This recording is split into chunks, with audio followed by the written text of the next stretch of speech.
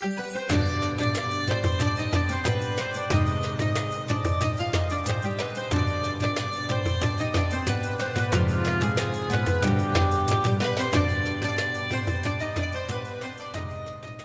back to Badal House podcast, where we dive into the stories, movement, and ideas shaping our communities today. I am your host Tariq Shamki, and in this episode we are turning our attention to political engagement, specifically how Muslim Australians are organizing, speaking up, and making their voices count at the ballot box this weekend. Joining me is Mr. Ahmed Ibrahimi, a leading voice in the civic advocacy and one of the key figures behind Muslim Voters Matter in Perth, Western Australia. Ahmed's work focuses on mobilizing Muslim voters, addressing systemic challenges, and winning stronger political representation across the board. We'll be discussing everything from the why Muslim votes matters today to what issues are at the forefront of Muslim community in WA and how young people are stepping up and getting involved. So let's start with your story, Ahmed. What led you to become involved in civic activism and Muslim votes matter? Thank you, Brother Tariq, for inviting us to your You're wonderful welcome. podcast. I hope that we can together help the Muslim community in understanding their rights and their responsibilities in the political landscape. I do want to start with acknowledging the traditional owners of the land that we stand upon, the elders past, present, and future. And I want to pay my respects to country. My story, like many other first generation migrants, starts about 30 years ago, 40 years ago, when my parents migrated to Australia. Myself and my three siblings were very, very young back then. I was the eldest at the age of only 12 years old. And we came from a country that saw a lot of persecution, a lot of wars, a lot of conflict, and we escaped for a better place in where we find ourselves in Australia today. We were very grateful. Which year you migrated to Australia? We came Yourself. here in the mid-90s. Mid-90s, And we moved. First, we were in Sydney for a while. And then we made our way to Perth. My father was a very hardworking person. My mother raised us, the four of us, at home. And we grew up, in my view, as very modeled citizens of this country. We had aspirations, we had dreams, and Alhamdulillah, I'm very happy to say that we've achieved a lot of those. All four of us are educated. All four of us are working. We have our own families that we are raising in this country. I myself have got two kids in school at the moment. So that is my story. When our parents, like a lot of us, first came to this country, we put our head down. We worked very hard. We didn't bother anyone. We just went on our way to help start a new life. Minded your own business. Minding your own business. Try to your best to be good Australian, good citizen. Exactly. And as the kids of that generation, the kids of those families grew up, they started to mingle and assimilate with the rest of the country, with the rest of the communities, and started to find their space in this country, in the society. I'm no different to a lot of those people. And what happened probably about 10, 15 years ago is when we were growing up and we saw the unjustified wars that were taking place in Afghanistan and then in Iraq. And we saw the involvement of a lot of the countries around the world who could have done something and either refused to or actually endorsed or enabled some of those wars to be carried on. And so that's where most of us found our footing. That's where most of us found our energy and our passion to jump in and say, well, what can we do in the political space to give ourselves a voice, to give ourselves an opportunity to be heard? And that is why I'm here today. Okay. And my understanding,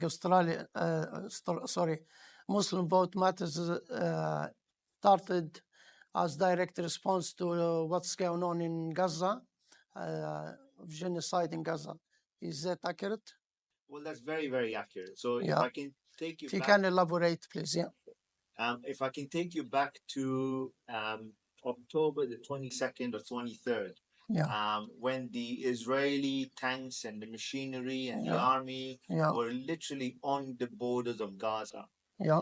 And they were waiting for instructions from the leadership to go in. Yeah. And if you remember back then, even the likes of Biden and Rishi Sunak and Albanese and a lot of governments in Europe Yeah. were pushing on Netanyahu not to enter Gaza because they knew that if you've got 2 million people Yeah. trapped within a small strip and you start bombarding them from the top, Yeah. there is no place to escape and you're going to have mass Yeah. casualties.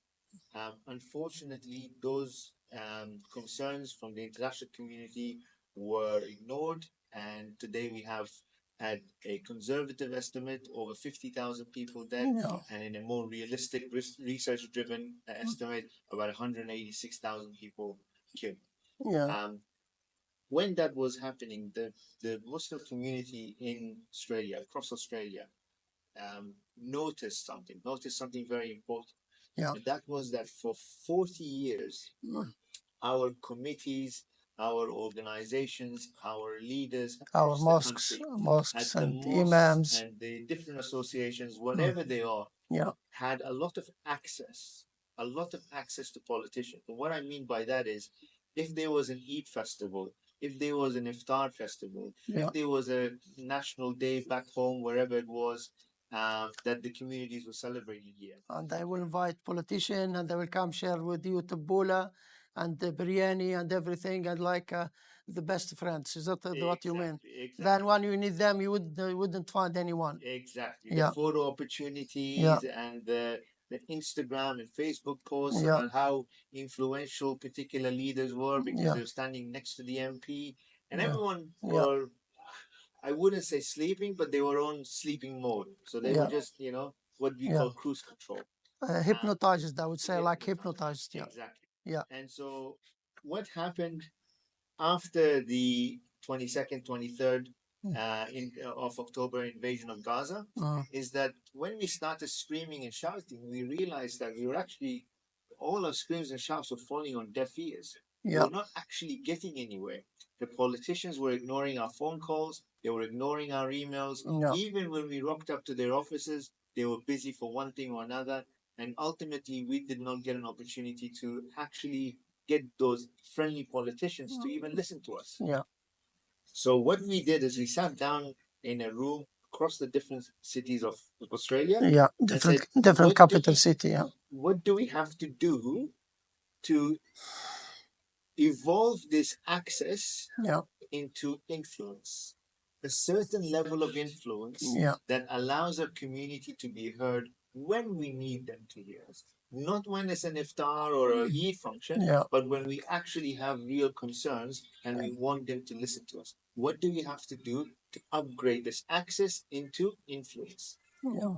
Whilst at the same time working within the system, working within the democratic system that has been awarded to us. Yeah. This country and its democracy is one of the most beautiful things in the world. Yeah.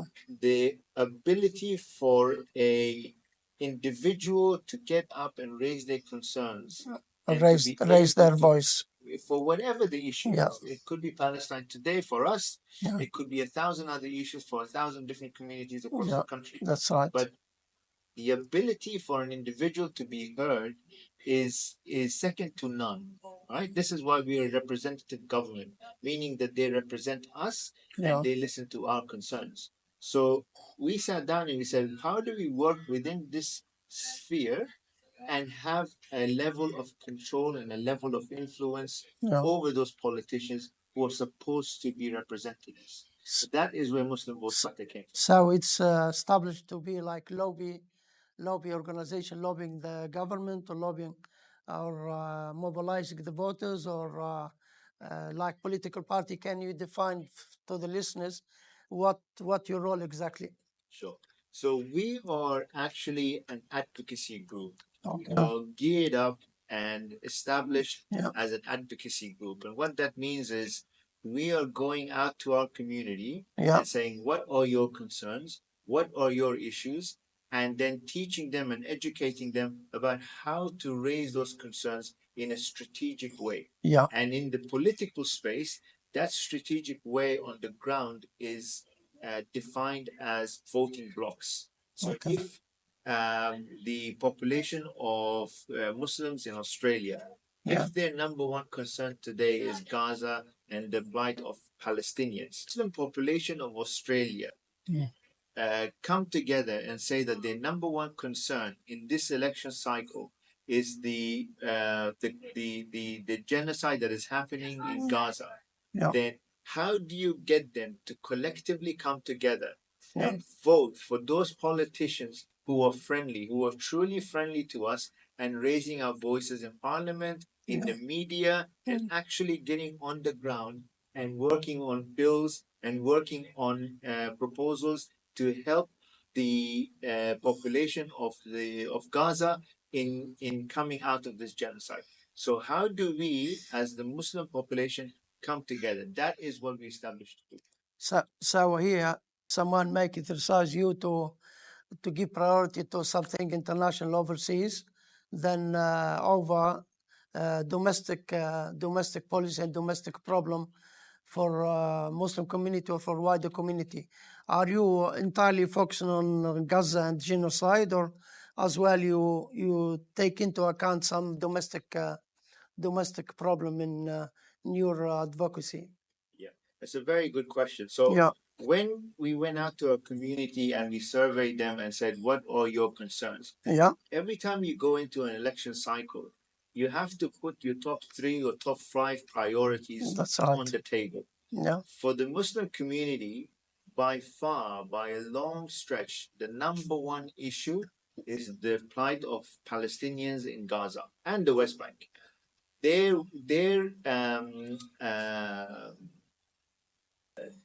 the genocide that is being committed on them, the murdering of children and women and civilians across the strip, and even the assaults on the Palestinians in West Bank, is the number one concern for Muslim voters going into this election. Okay. But there are other issues: Yeah. cost of living, education, Housing, healthcare, the housing crisis. Yeah. All of these issues are there for Muslim Australians, Yeah. as it is for any other Australian, any Yeah. other community across the country. That's right. We have the same issues when it comes to the housing crisis Yeah. that any other Australian across the country Of course, yeah. We don't get special privileges, or we are not out of this. So are you trying to do the balance between Gaza or genocide and these domestic issues, try to balance all of them, or you are entirely given extreme priority to Gaza, and you mentioned the other topic just like spicing up the operation?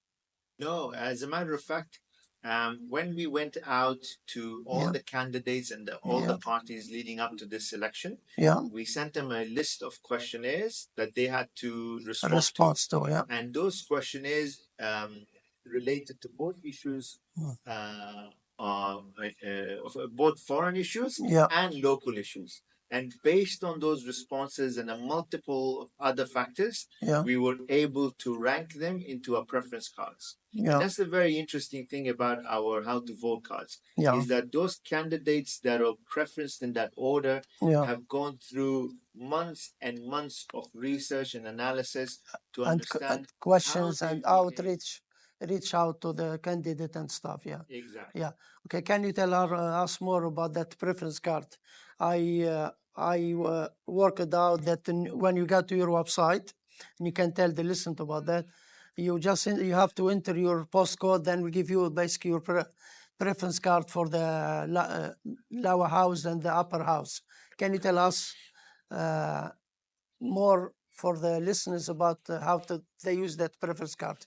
Sure. So practical way, I mean. Sure. Yeah. So basically, if you take the continent of Australia, Yeah.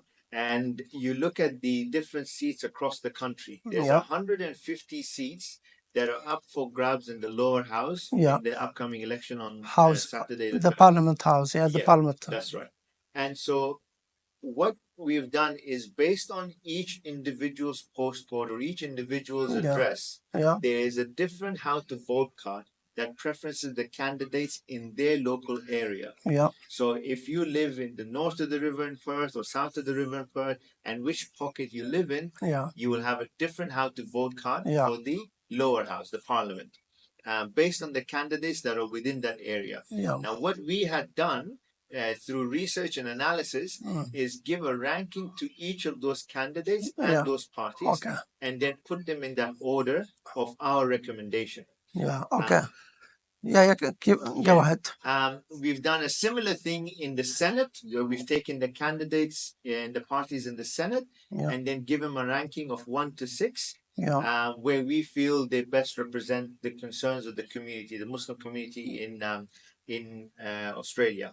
Now, for WA, it's very important to note that the Senate rankings or the preferences remain the same, doesn't matter where you live. Because they cover all WA at once, all one block, That's right, exactly, across the whole state. But in the lower house, it depends on where you live. So it's very important for viewers to go to the website, mvm.vote, and put in their address, the postcode, the street name, and the suburb, and you will actually get a how to vote. So the website is mvm.org, is that right? mvm.vote. .vote. Okay, that's nice, easy to remember. Very easy. Okay, so there is critics here or criticism that not necessarily would be criticism for myself, but I'm trying to bring up the members of community concern that they notice that in some of these preferences, some of these cards, you made the Labour second, some will make them fourth, some will make them last, and they accuse you of basically doing things random or sort of. So what your response about that? So actually, the preferences of each seat have been strategically aligned with the objective of Muslim Votes Matter. And if I can bring your attention to the 150 seats across Australia, Labour currently holds 77 seats, which means they've got 2 extra seats compared to being, which means that they've got 2 extra seats that give them a majority government. In 150 seats across Australia, you need to win half plus 1 to become majority government. 76. And they've got 77. So what we are trying to do, what is our number one objective, is to make sure that Peter Dutton does not get into power. The Liberal Party does not get into power. That is our number one objective. Can you remind us why? Because Peter Dutton is a very polarizing, very right-leaning politician whose entire agenda is to divide people, in our view, is to segregate people, is to point fingers at the minorities every time something goes wrong in Australia. A perfect example of that is the housing crisis. There is a housing crisis, we understand that. That is solely because of the failure of either governments to ensure that supply is there to meet demand. So so our strategy is to make sure that the Liberals don't get into power, but we hold Labour accountable. Now, what that means is that there are 4 strategic seats across Australia where we are preferencing Liberals above Labour. Now, you have to keep this in mind. There's 150 seats, and in 146 of them, some electorate to preference Liberals over Labour in purpose to make the Labour lose their particular seat. So out of the 150 seats, there's 146 seats where we're preferencing Labour above Liberals, which means that we are ensuring that the Liberals don't get in.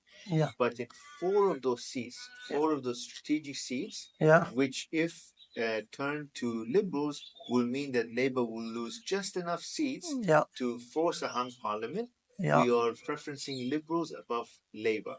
Now, in some of those 4 seats, Liberals might still not get them, But what we will likely do is turn those seats from a very safe seats with a big margin between Labour and Liberal to a marginal seat, which means we're shrinking their Power, margins. their margin. So that is the strategic objective of MBA. Yeah.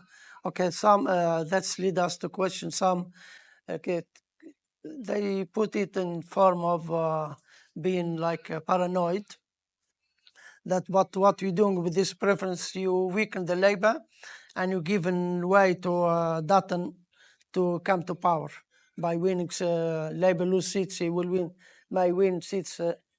Considering the other influence or other votes who will vote for Labours and for Liberals and stuff.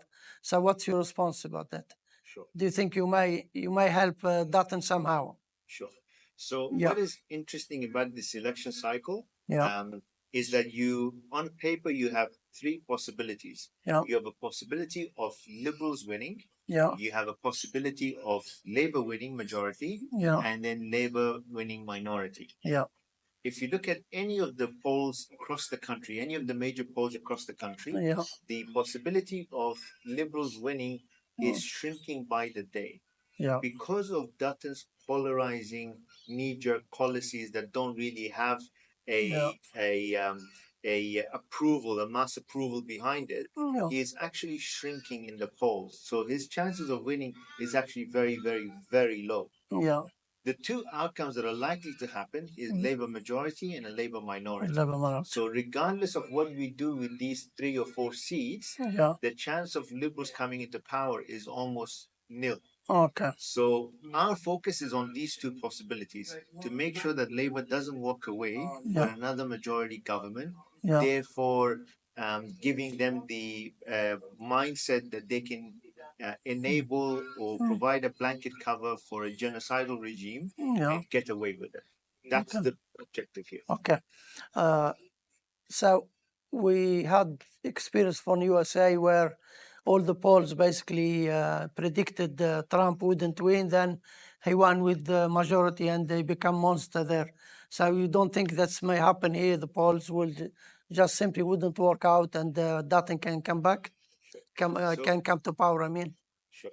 So it's interesting you brought up the US because there's a very big contrast that we have to review or we have to look at when we're comparing Australia to the US. The Australian population, a large chunk of the Australian population, 80% of us, are what we call ideas-driven voters.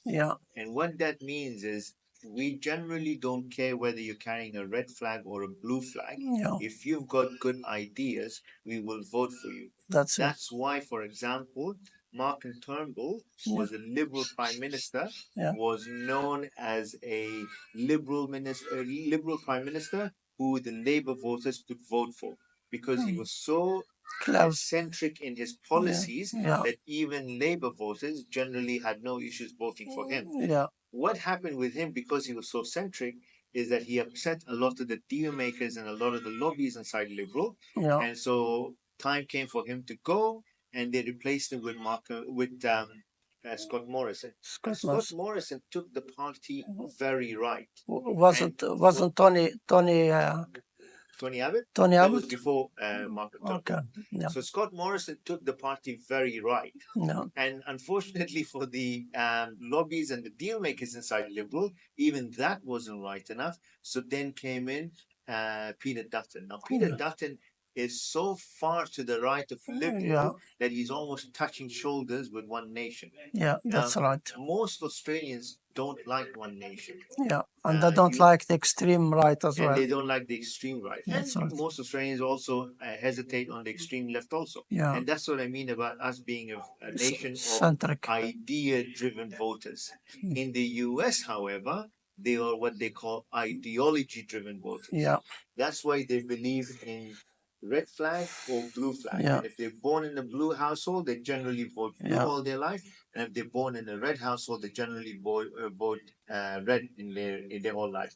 Sometimes, when the population gets sick and tired of the politicians and the political talk on both sides, and they can see that there's not really anything tangible that these two parties can deliver, you find that people come through the middle, whether it's through their personality or through how loud they scream and shout and their persona, and they will get the votes of the population just because they want to see a change. They want to see something different. Yeah. And that can explain how Trump got into power, not only this time, but the first time also. But in Australia, that generally does not happen very often.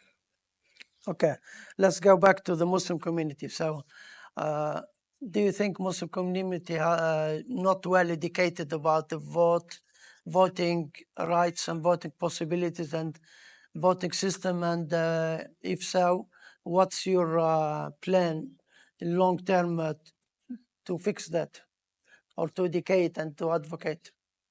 That's a very good question. So the whole reason why Muslim Votes Matter was set up is to advocate for our community and the concerns of the community. But what we realized when we first set up is when we went and surveyed our community, a lot of our community did not actually understand how the Australian government system works. That's right. And that's why every time we speak to people, we say, it's not just about what the country can do for you or what the politicians can do for you. It's also about your responsibility and your role as a citizen of this country.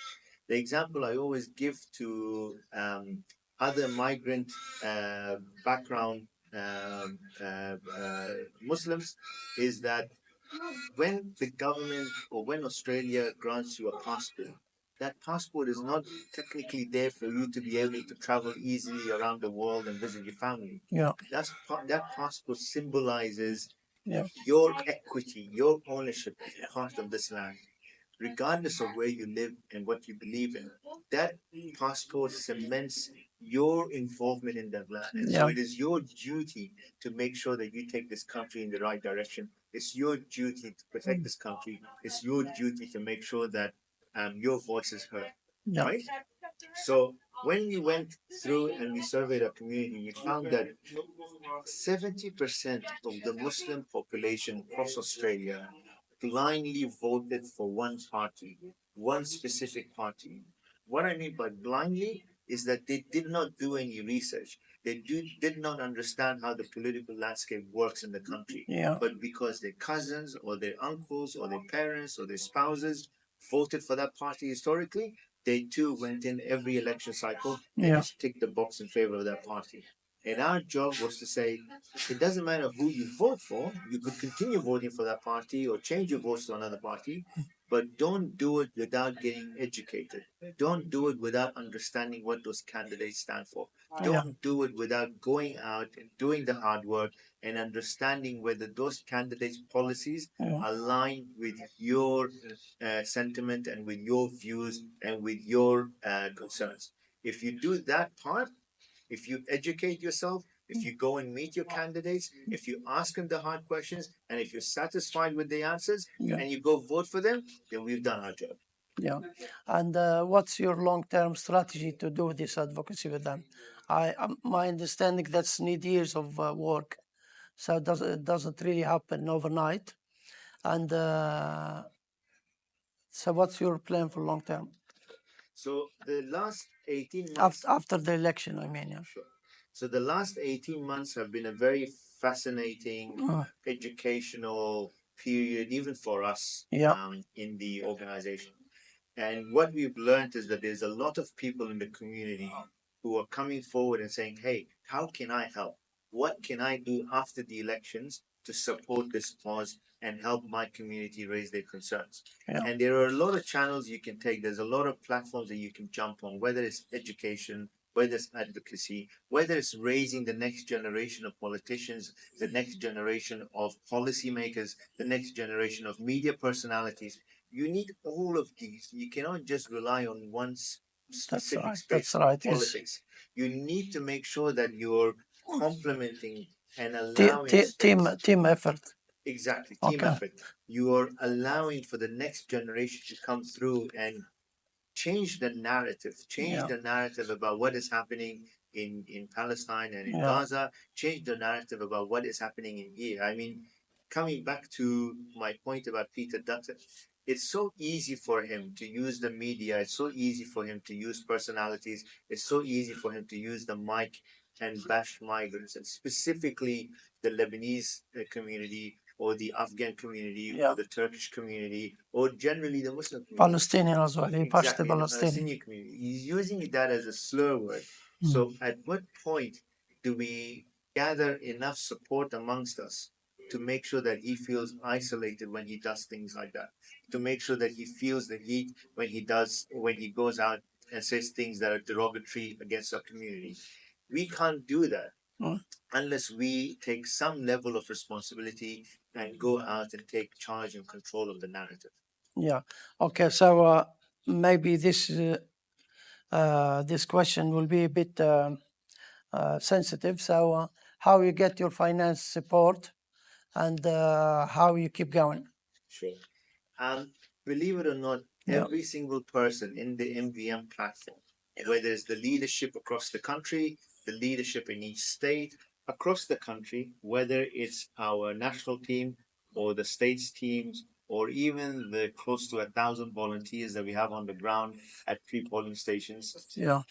Every single one of us are working for free towards this cause. No one is getting paid. As a matter of fact, most of us have full daytime jobs. When we go home in the evenings, we're taking time away from our families and our dinners to be able to attend to a lot of the work that we're doing for Muslim Voice Matter.